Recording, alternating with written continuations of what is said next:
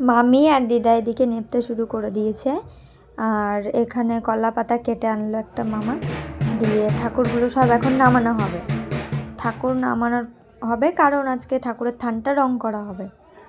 ঠাকুর নামানো ওইদিকে হয়ে গেল, আর আমার দাদু রং করতে শুরু করে দিয়েছে, আর বাকিটা মামা করলো। এখন রং করা কমপ্লিট। আর এবার ছবিটা চেঞ্জ হলো ঠাকুরের। তারপর সবাই মিলে চাদরটা টানালো। এই যে বালাগুলো শীষ কাগজ দিয়ে ঘষা হলো, দিয়ে আমি ঘরের পুজোটা সেরে নিলাম। এদিকেও সাজানো কমপ্লিট। তারপর ঢাকে তেল সিঁদুর লাগিয়ে দিলাম। এবার যাচ্ছে গঙ্গা।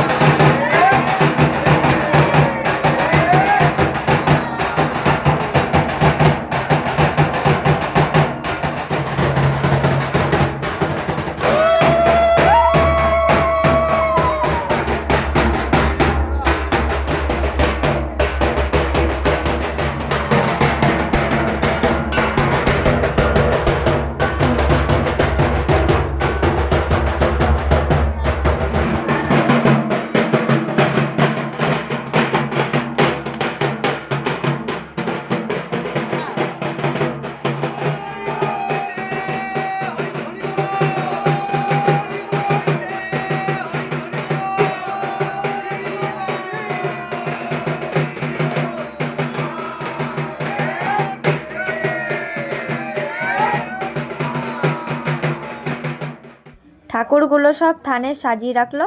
এরপরে দেখা হচ্ছে নেক্সট ভিডিওতে।